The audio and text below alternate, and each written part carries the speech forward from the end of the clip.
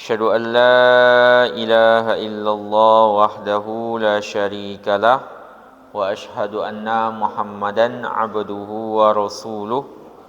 Wassalatu wassalamu ala Rasulillah wa ala alihi wa ashabihi wa man tabi'ahu bi ihsanin ila yaumiddin, amma ba'du. Rabbi shrah li sadri wa yassir li amri wahlul 'uqdatam min lisani yafqahu qawli. Rabbi zidni ilma warzuqni fahma. Bapak-bapak, ibu-ibu sekalian, jamaah salat maghrib Masjid Al-Iqbal yang dirahmati Allah Subhanahu wa taala. Alhamdulillahirabbil alamin. Di awal bulan Muharram, di awal-awal bulan Muharram tahun 1445 Hijriah, kita diberikan kemudahan oleh Allah Subhanahu wa taala untuk salat maghrib berjamaah, Kemudian kita lanjutkan dengan majelis ilmu membahas fikih sunnah, Kita pembahasannya masih di salat, Salat sunnah, kita masuk di pembahasan salat duha, Salat duha insyaallah pembahasan kita di malam hari ini. Kemudian salawat dan salam kepada Rasulullah sallallahu alaihi wasallam, pada keluarganya, para sahabatnya dan para pengikutnya sampai akhir kelak. Kita mulai pembahasannya dari fadlu salatid duha, tentang fadilah keutamaan kita mengerjakan salat duha, Kita apa saja fadilah, keutamaan, pahala yang Allah berikan untuk kita yang mau mengerjakan salat duha. Ini beberapa di antaranya, banyak dalilnya sebenarnya. Kita ambil beberapa di kitab ini, diambil sama Syekh Sabiq beberapa saja. Pertama, diriwayatkan dari Abu Dzar an Abi Dzarrin radhiyallahu anhu, dari Abu Dzar radhiyallahu anhu qala Rasulullah sallallahu alaihi wasallam, Rasulullah sallallahu alaihi wasallam bersabda, yusbihu ala kulli sulama min ahadikum shadaqah. Di pagi hari itu, yusbihu berada di pagi hari, ala kulli sulama bagi setiap persendian dari salah seorang di antara kalian, izamul badan wa mufassiluhu, tulang dari badan dan sendi-sendinya. Itu setiap pagi, masuk waktu pagi itu masing-masing kita, setiap sendi tulangnya itu ada kewajiban sedekah. Yusbihu ala kulli sulama min ahadikum sedekah. Di pagi hari, menjadi ada bagi setiap tulang persendian salah seorang di antara kalian sedekahnya. Ini sendi-sendi ini, tulang. Nah, ini ada sedekah-sedekahnya, Fakullu tasbihatin sedekah. Setiap tasbih yang kita baca, subhanallah, itu sedekah. Itu menutupi satu sendi berarti, ya subhanallah, Ibu, satu sendi gitu.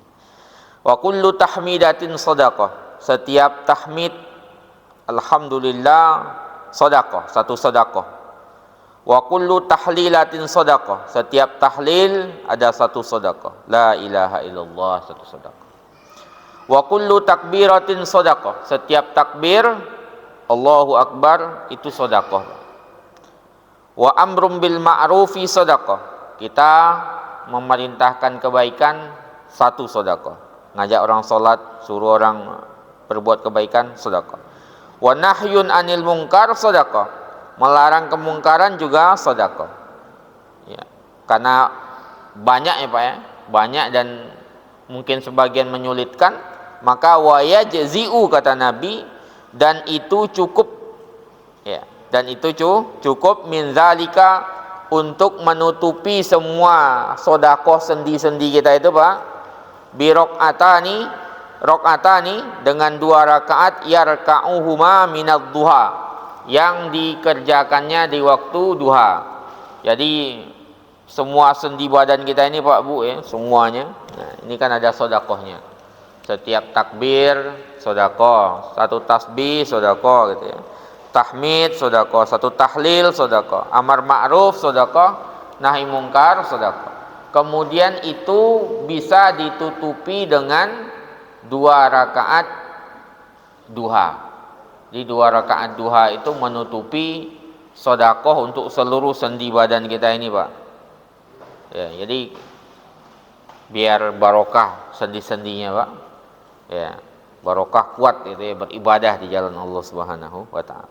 Hadis diriwayatkan oleh Ahmad, Muslim dan Abu Dzar.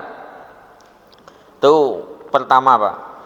Dalam riwayat Ahmad, Abu Daud juga dijelaskan dari Buraidah, Rasulullah Shallallahu alaihi wasallam mengatakan, fil insani, pada diri manusia itu ada situna wasalasa mi'ati mafsalin atau mifsalin. Pada diri manusia itu ada 360 sendi, Pak. Jadi memang 360 itu, Pak. Kita diuji di kedokteran kan memang gitu ya, kesehatan ya, 360 sendi. Nah, sebelum itu hadis sudah berbicara 360 sendi itu, Pak. Nah, alaihi an yatasaddaq, bagi manusia itu ya hendaklah dia bersedekah ya, fi an kulli mafsalin minha sedekah. Setiap 360 sendi itu, Pak, masing-masing itu ada kewajiban sedekahnya yang tadi itu ya. Nah, para sahabat bertanya, qalu famanil ladzi yatiqu dzalika ya Rasulullah, siapa yang mampu sedekah sebanyak itu ya Rasulullah? Satu sendi satu sedekah, satu sendi satu sedekah, gitu kan banyak bayangan para sahabat itu uang, Pak ya. Kemudian apa kata Rasulullah? An-nakhamatu fil masjid yadfinuha ya, ingus yang ada di masjid yang dikuburkan, awisyai yunhihi anit tariq ya, atau dia juga bisa membuang sesuatu yang mengganggu jalanan. Ada batu, ada kayu jalan, Pak, dibuang, nah, itu sedekah itu, Pak, untuk menutupi kewajiban sedekah di sendi-sendi kita. Fa illam yakdir, kalau dia enggak mampu ya karena terlalu banyak buang ini apa ini, Pak ya, terlalu ribet mikirinnya misalnya, maka cukup faraq atad duha, maka 2 rakaat duha tajzi'u anhu. 2 rakaat duha cukup menjadi wakil baginya. 2 rakaat duha itu, Pak. Jadi 360 sendi kita, Pak, terbayarkan oleh 2 rakaat duha itu. Ya. Biar ini barokah badan kita, Pak. Ya. Itu hadisnya gitu memang, Pak. Ya. Riwayat Imam Ahmad, ya. Kemudian tadi juga Muslim, Abu Daud. Ada 2 orang yang meriwayatkan dari Buraidah dan Abu Dzar, itu menunjukkan kepada kita jumlah tulang badan kita 360 sendi. Nah, masing-masingnya itu ada sedekahnya. Kita bisa dengan tasbih, tahmid, tahlil, takbir, amar ma'ruf, nahi mungkar, tapi cukup itu terwakilkan dengan 2 rakaat duha. Pak ya, 2 rakaat duha. Imam Syaukani menjelaskan, Pak, apa kata Imam Syaukani? Wal hadisani, 2 hadis itu menunjukkan ala izami fadlid duha, menunjukkan besarnya keutamaan duha. Ya. Kemudian wakibari mauqi'iha, kemudian agung posisinya, besar posisinya di dalam Islam. Wa ta'aqqud masyru'iyatiha, kemudian menegaskan pensyariatannya ya. Kemudian wa anna raq'ataiha, 2 rakaat duha itu tajziyani, cukup untuk mewakili an salasa mi'atin wa sittina sedekah. Cukup 2 rakaat duha itu untuk mewakilkan 360 sendi yang ada di badan kita. Itu penjelasan dari Imam Syaukani, Pak. Wa makana kadzalika, kalau seandainya begitu, fahuwa haqiqun bil muwazabah wal mudawamah. Kalau seandainya, Pak, setiap hari kan tadi yusbih ya. Yusbih itu kan berarti setiap kita berada di pagi hari ada kewajiban untuk sedekah badan itu, Pak ya. Mensedekahkan di badan kita itu dengan tasbih dan sejenisnya, bukan dengan uang, Pak ya. Tapi amar ma'ruf lah, kebaikan intinya. Maka kata Imam Syaukani ya, maka selayaknya kalau bisa dimudawamah ya, Pak. Mudawamah itu artinya didawamkan, dirutinkan, kita jaga gitu. Didawamkan. Nah, didawamkan. Dijaga, dimudawamah namanya, didawamkan. Kemudian dia juga menunjukkan kepada kita agar kita ala masyru'iyatil istiksar, untuk memperbanyak tasbih, memperbanyak tahmid, Pak, memperbanyak tahlil, memperbanyak amar ma'ruf, memperbanyak nahi mungkar, wadaftin nakhamah, mengubur ludah, Pak. Ada kalau di sini kan udah nggak ada ya. Dulu kan tanah itu ya. Kadang-kadang orang ludah di masjid, Pak. Kubur gitu. Atau di jalan yang kelihatan ludah, Pak, dikubur gitu. Wa ma yu'zi almar, ya, kemudian membuang sesuatu yang akan mengganggu orang yang lewat di jalan, Pak. Kayu, batu, duri, ya. Itu termasuk sedekah, Pak. Itu juga bagian dari itu. Dan berbagai macam bentuk ketaatan, liyaskut alal insani, ya, agar gugur dari manusia minas sedekah, kewajiban sedekah allazi ma fi kulli yaum, yang wajib ditunaikan setiap hari. Itu kata Imam Syaukani. Jadi pertama, 2 rakaat duha bisa mewakilkan membayar semua sedekah lazim yang wajib bagi tubuh kita itu, Pak, dengan 2 rakaat duha itu.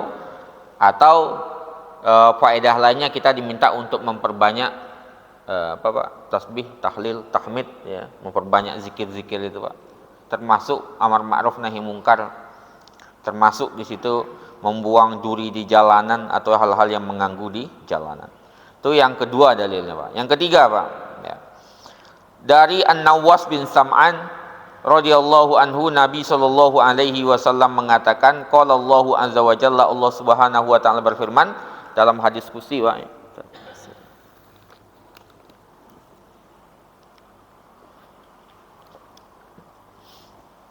Diskusi mengatakan, wahai anak Adam, ya bena Adama, la ta'jizanna, jangan kalian lemah, an arba'i raka'atin, dari 4 rakaat, fi awalin nahari, di awal siang, akfika akhirahu, aku cukupkan bagimu sisa harinya, aku jaga, gitu.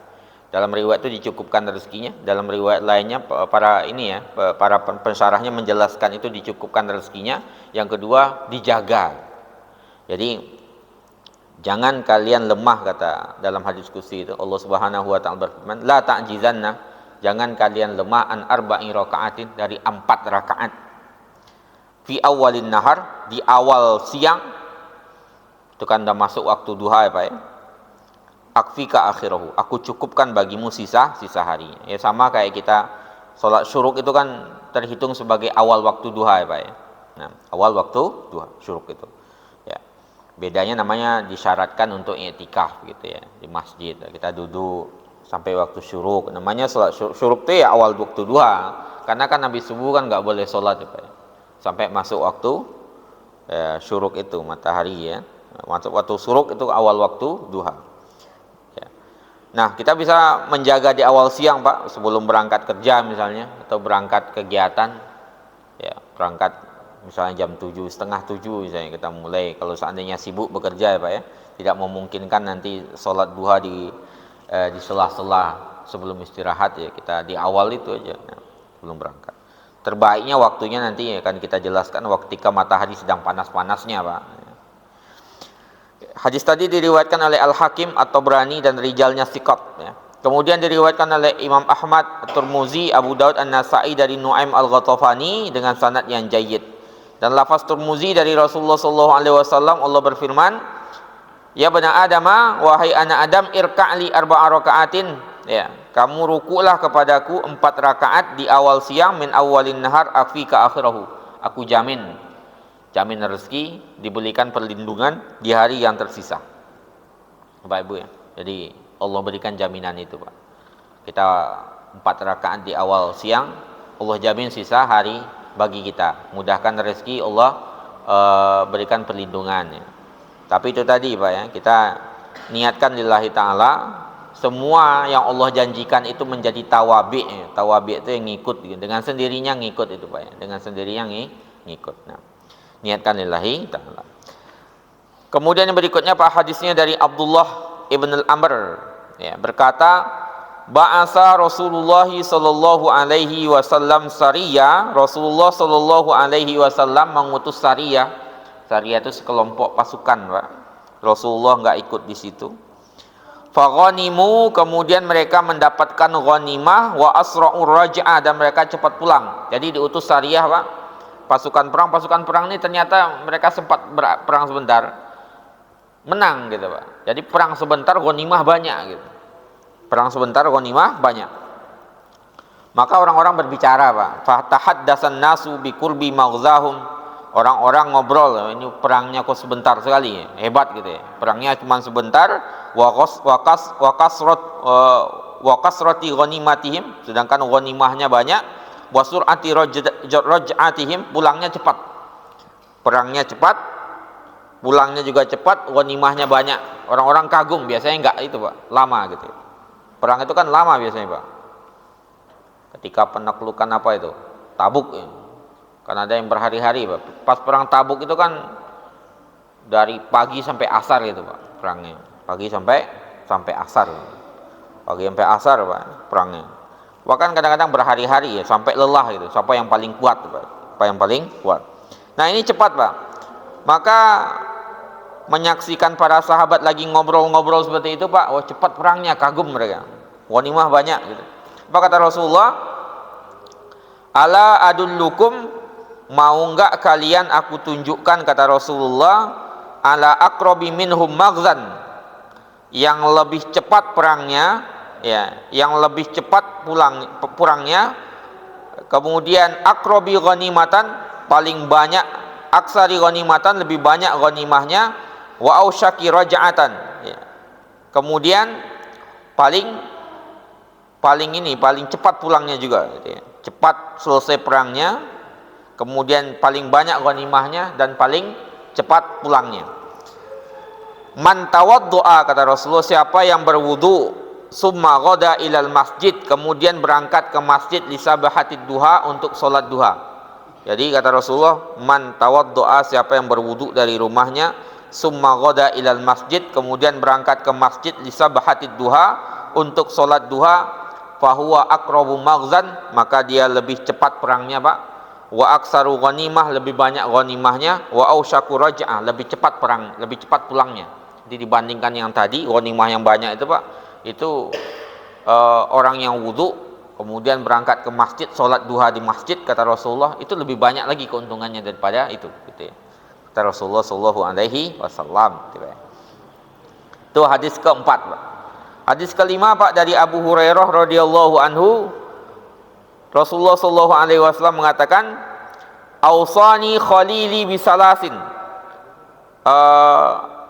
kekasihku, ausani khalili sallallahu alaihi wasallam ya, temanku berwasiat kepadaku dengan 3 hal.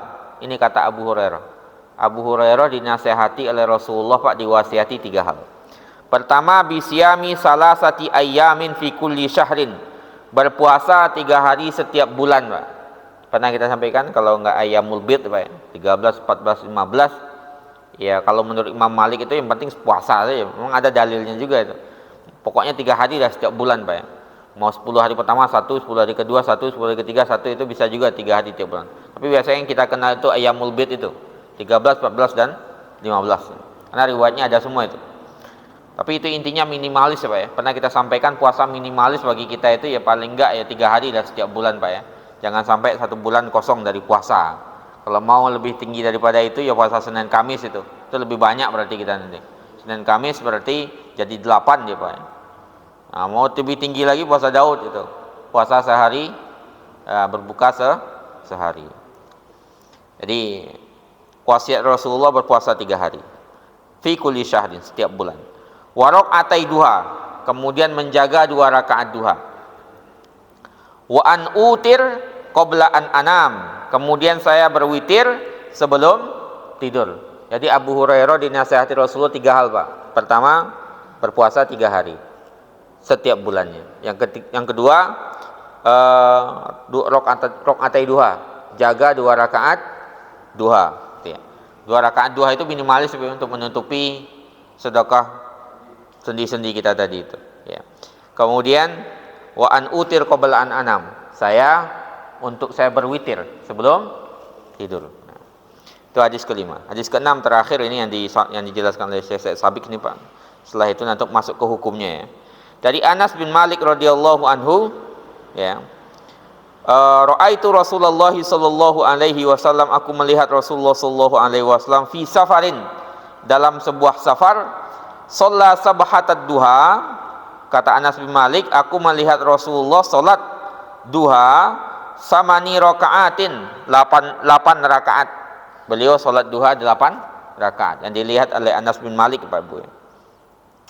Falamman sarafa, ketika selesai, qala, beliau mengatakan, inni sholaitu sholata raghbatin wa rahbatin, aku mengerjakan salat orang yang berharap kepada Allah dan rahbatin, takut kepada Allah Subhanahu wa taala. Sa'altu rabbi salasan, tadi saya minta 3 hal, kata Rasulullah. Fa'atani isnataini wa mana'ani wahidah, aku minta 3 hal dalam salat tadi, kata Rasulullah. Salat 8 rakaat dilihat oleh Anas dalam perjalanan, Pak ya. Itu menunjukkan bolehnya salat dalam perjalanan, salat duha itu, Pak, yang dijaga Rasulullah. Minta 3 dikasih 2, 1 enggak dikasih. Apa yang dikasih minta oleh Rasulullah? Sa'altuhu, aku memohon kepada Allah Subhanahu wa taala, Allah yabtaliya ummati, agar enggak menguji, menimpakan kepada umatku bisinin, dengan pacekliknya, masa paceklik itu, Pak. Fafa'ala, beliau mengabulkan, Allah mengabulkan itu, Pak. Jadi umat kita paceklik itu terhindar insyaallah, Pak ya. Ya memang terhindar kalau riwayat ini ya. Nah, riwayat Ahmad, An-Nasa'i, Al-Hakim, Ibnu Huzaimah, dan disahihkan oleh Al-Hakim dan Ibnu Huzaimah. Paceklik, Pak ya. Paceklik seperti zamannya Nabi Yusuf ya, 7 tahun. Ya. Itu paceklik secara umum nggak mungkin terjadi, Pak ya. Kalau mungkin satu wilayah bisa jadi, ya. Sebagian ulama menjelaskan begitu. Kalau satu wilayah misalnya daerah sini, atau daerah Kalangan, atau Banguntapan, atau misalnya daerah Batu Retno gitu ya, paceklik, yang lain enggak, itu kalau semuanya enggak mungkin itu, Pak. Semuanya itu yang diminta oleh Rasulullah jangan gitu ya. Umat Nabi Muhammad enggak akan mengalami masa paceklik secara keseluruhan. Sebagian mungkin. Wa sa'altuhu alla yazhar alaihim aduwahum, aku memohon kepadanya agar musuh mereka enggak mengalahkan mereka, fafa'al, dan Allah kabulkan itu. Musuh enggak menguasai umatku, Allah kabulkan ya. Kalau seandainya itu terjadi, yaitu karena kita syaratnya enggak masuk, Pak ya. Kita syarat keislaman kita mungkin ya masih antara Islam dengan umat Islam, dalam bahasa Muhammad Abduh itu bagaikan 2 sisi mata uang, makanya musuh menguasai kita, kira-kira begitu. Tapi kalau seandainya kita dalam posisi kuat, Islam kita benar ya, kuncinya kan gitu sebenarnya ya. Kuncinya kita berislam dengan baik, dengan sebagaimana seharusnya kita sebagai seorang muslim, itu kemungkinan enggak akan Allah kuasakan. Al-yauma ya'isal ladzina kafaru min dinikum, itu surat Al-Baqarah, apa itu? Al-Maidah atau mana itu? An-Nisa ya.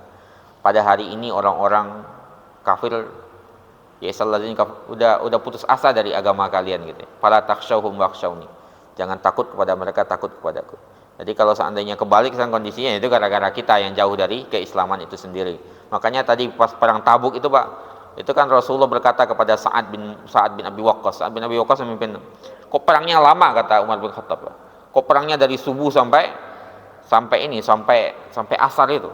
Seharusnya, kata Umar, kita yang berada di atas kebenaran itu perangnya enggak selama itu, karena kalau kebenaran itu pasti mengalahkan kebatilan. Bisa jadi, kata Umar, itu ada dalam Ayyuhal Waladnya Imam Ghazali itu.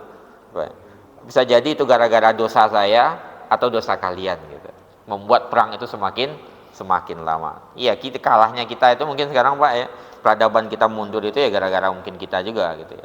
Kita umat Islam jauh dari keislaman kita sendiri. Bisa jadi begitu. Ya. Kemudian yang berikutnya, Pak, wa sa'altuhu alla yalbisahum syia'an fa'aba alayya, aku memohon kepada Allah Ta'ala agar umat ini enggak berpecah-pecah ya, Pak ya, berkelompok-kelompok ya, tapi fa'aba alayya, tapi Allah enggak kabulkan. Tapi Allah enggak kabulkan ya, Pak ya. Banyak, kita kan banyak kelompok ya, Pak ya. Umat Islam ini kan banyak kelompoknya ya, baik yang masih berada di dalam payung ahli sunnah wal jamaah maupun yang sudah keluar gitu ya. Payung sunnah wal jamaah itu kalau Imam Syekh Yusuf Qaradawi itu mengibaratkan kayak payung besar itu, Pak. Semuanya ada di bawah payung itu ya, ada yang keluar dari payung itu ya. Ada yang masih di bawah agak melipir ke pinggir, ada yang masih di tengah gitu ya. Beliau mengibaratkannya begitu. Jadi Ahlussunnah wal Jamaah itu ya kita ya. Semuanya insya Allah Ahlussunnah wal Jamaah, kecuali yang tersesat dari Ahlussunnah wal Jamaah gitu. Jadi begitu Pak. Jadi kalau ketika diminta untuk tidak berpecah belah, itu enggak dikabulkan oleh Allah Subhanahu wa taala. Makanya dalam hal-hal perbedaan itu yang dibutuhkan cuma dua sebenarnya Pak. Kita berbeda selama masih dalam masalah furu' ya. Yang dibutuhkan cuma dua. Yang pertama itu adalah sa'atul ilmi, ya, keluasan berpikir ya, keluasan ilmu. Ya. Yang kedua itu salamatus sodr atau sa'atus sodr, lapang dada. Ya. Kalau dalam masalah furu'iyah itu kuncinya cuma itu saja. Karena furu'iyah sampai kapan pun nggak akan selesai dia. Nanti kiamat pun nggak, kiamat belum selesai Pak. Karena orangnya sudah meninggal semua gitu. Tapi kalau belum kiamat masih ada perbedaan itu. Makanya yang perlu dibutuhkan ketika perbedaan itu apa? Sa'atul ilm, luasnya ilmu. Kenapa Pak? Karena kalau aduul mar'i ma yajhalu itu, musuh seseorang itu apa yang tidak diketahui dia. Dia nggak tahu, ya dia merasa itu salah gitu ya, padahal belum tentu gitu ya. Belum tentu. Yang kedua dibutuhkan apa? Lapang dada. Ya. Kalau di masjid ini lapang Pak, tapi kalau sempit dada itu semuanya orang salah rasanya itu. Gitu ya. Tapi kalau lapang dada, insya Allah itulah yang dibutuhkan umat Islam itu.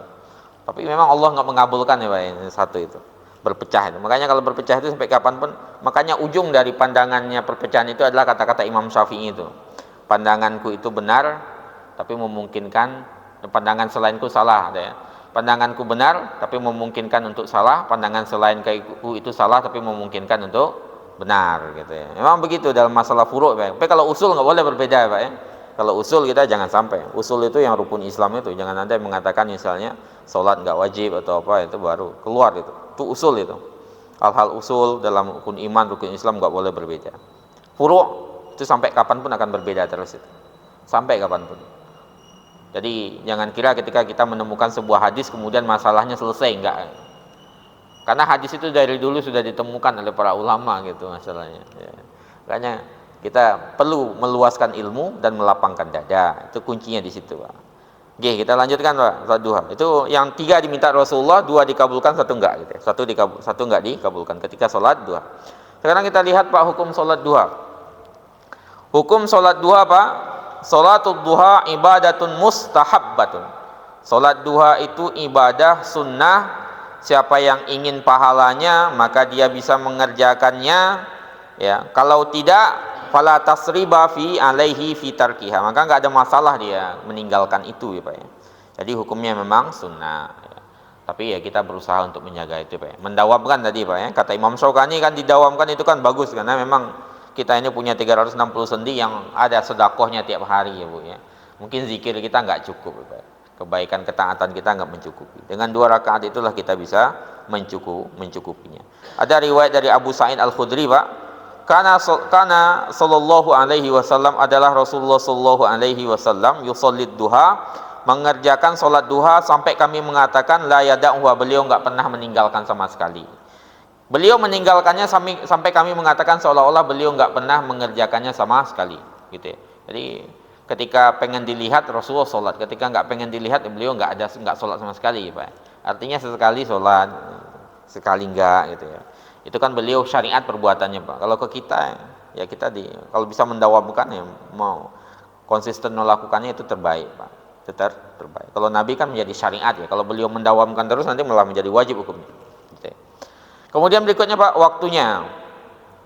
Waktunya Pak dimulai dari naiknya matahari sekadar ujung tombak masuk waktu syuruk itu Pak, Bu ya. Itu sudah mulai bisa waktu duha. Sekarang subuh jam 4:30 misalnya, berarti sekitar jam berapa Pak? Jam 6, jam 5 kurang 20 ya, apa jam kurang 5 ya Pak ya? Ya kurang 5 ya, sekitar itulah, itu udah mulai berarti. Pokoknya syuruk itu masuk, syuruk itu awal waktu duha intinya Pak ya. Kalau belum syuruk kan nggak boleh sholat kita, karena sholat syuruk itu di waktunya. Enggak dia terkait dengan waktu syuruk itu Pak, terkait dengan waktu dan disyaratkan i'tikaf itu. Nanti beda dengan tahiyatul masjid ya Pak ya. Kalau tahiyatul masjid itu kan terkait dengan tempat kita, bukan waktu itu, tempat ya Pak. Jadi di waktu terlarang pun enggak ada masalah kita sholat tahiyatul masjid. Saya masuk ke sini sebelum maghrib misalnya, ya enggak ada masalah saya tahiyatul masjid itu, gitu ya Pak ya. Hukumnya begitu. Nah, kemudian yang berikutnya Pak, Mustahabnya kapan? Mustahabnya itu adalah mengakhirkan sampai matahari naik kemudian panas, wayastaddul har, semakin panas, Pak. Ya. Jadi mulai dari waktu syuruk nanti sampai sekitar 15 menit sebelum waktu zuhur ya Bu ya. Nah, kemudian kapan afdol terbaiknya itu ketika lagi panas-panasnya itu Pak, sekitar jam 10, setengah 11, jam 11 gitu ya. Itu waktu terbaik untuk kita mengerjakan waktu duha ya. Dalam riwayat dikatakan ya, Rasulullah Shallallahu Alaihi Wasallam menemui penduduk Kuba, mereka sedang mengerjakan sholat duha. Kemudian Rasulullah mengatakan sholatul awwabina, sholat orang-orang bertobat, maksudnya sholat duha itu idza ramadatil fisalu, ketika anak onta itu merasa kepanasan, sekitar jam 9, 10, setengah 11 itu waktu terbaiknya. Kemudian pembahasan terakhir kita itu ada rakaatihah, tentang jumlah rakaatnya. Aqallu rakaatiha isnatani ya. Jumlah rakaatnya paling minimalis itu 2 ya, Pak. Itu 2 paling minimal, Pak, sebagaimana hadis Abu Dzar. Kemudian wa aktsaru ma sabata min fi'li Rasulillah, kemudian jumlah paling banyak yang sahih dari perbuatan Rasulullah tadi riwayat dari Anas itu Pak ya, samani rakaatin, 8 rakaat. Wa aktsaru ma sabata min qaulihi isnata asyara rakaah, sedangkan yang paling banyak, paling maksimal berdasarkan ucapan beliau 12 rakaat. Kalau berdasarkan perbuatan beliau yang dilihat oleh Anas itu adalah 8, tapi berdasarkan ucapan beliau 12 rakaat. Ini berbeda dengan yang qadha sebelumnya Pak ya. Qadha qiyamul lail itu memang dibedakan oleh para ulama, enggak disamakan dia Pak. Jadi karena dia punya ibadah tujuan tersendiri, yang satu qadha, yang satu sunnah duha itu sendiri, dibedakan oleh para ulama. Kok jadi 12 padahal biasanya 11 ya. Itu dijelaskan oleh para ulama itu karena dia dikerjakan di waktu siang itu Pak. Karena waktu witir itu hilang, maka dijadikan dia syaf'an ya, dijadikan dia menjadi genap. Makanya 12 di siang itu. Kalau biasa kita 11 malam ya, 12 penggantinya di siang hari sebagai qadhaan. Nah, karena dia siang makanya dijadikan dia bilangan genap. Gitu kata para ulama. Jadi dia beda. Nah, sebagian berpandangan seperti Abu Ja'far At-Tabari, kemudian dijelaskan juga oleh Al-Hulaimi Ar-Rawiyani dari kalangan dari mazhab Syafi'i, bahwasanya la hadda li aktsariha. Enggak ada batasan banyaknya, Pak. Ya, enggak ada batasan banyaknya. Itu pandangan Abu Ja'far At-Tabari, kemudian pandangan juga dari Al-Hulaimi Ar-Rawiyani, yaitu beliau berpandangan tidak ada batasan banyaknya. Bahkan Al-Iraqi menjelaskan dalam Syarah At-Tirmidzi, lam arwi an ahadin minas sahaba wat tabi'ina, aku tidak mendapatkan satu riwayat pun dari salah seorang sahabat dan tabi'in bahwasanya mereka membatasinya di dalam 12 rakaat. Ini juga pandangan dari Imam As-Suyuti. Jadi ada beberapa pandangan coba, minimalis 2, berdasar paling banyak maksimal berdasarkan perbuatan Nabi 8, kemudian berdasarkan sabdanya Nabi, ucapannya lisannya Nabi 12. Kalau pandangan beberapa ulama Ja'far At-Tabari, Al-Hulaimi dan Ar-Rawiyani dari mazhab Syafi'i enggak ada batasannya. Ini juga dikuatkan oleh Imam As-Suyuti ya Pak ya. Kemudian Al-Iraqi dalam Syarah At-Tirmidzi ya. Kemudian Sa'id bin Mansur dari Hasan juga ketika ditanya ya, Hasan Al-Basri Pak ya, ketika ditanya apakah para sahabat Rasulullah SAW mengerjakan sholat duha, kata beliau, jawabnya iya.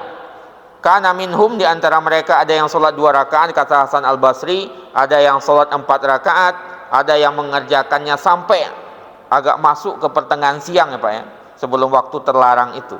Bahkan dari Ibrahim An-Nakhi mengatakan, Ibrahim An-Nakhi bertanya, meriwayatkan tentang seseorang bertanya kepada Al-Aswad bin Yazid, ya, kam usallid duha, seseorang bertanya kepada Aswad bin Yazid, ya, beliau mengatakan kama syi'ta, sesuka hatimu saja.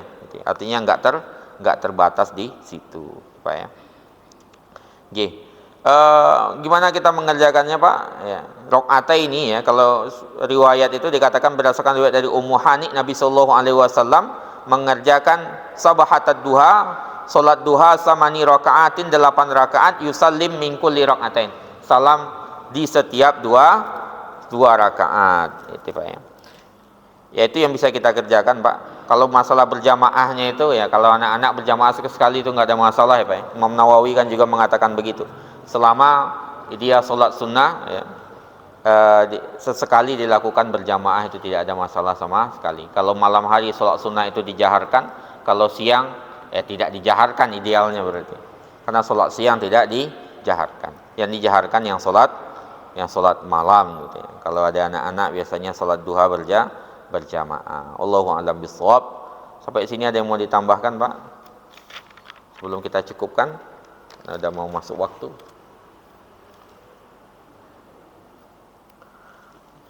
Saya cukupkan ya Pak ya. Mudah-mudahan menjadi amalan buat kita semua. Menjadi ilmu dan amalan yang bisa kita jaga insyaallah. Kita tutup dengan doa kafaratul majelis Pak. Subhanakallahumma wa bihamdika asyhadu an la ilaha illa anta astaghfiruka wa atubu ilaik. Assalamualaikum warahmatullahi wabarakatuh.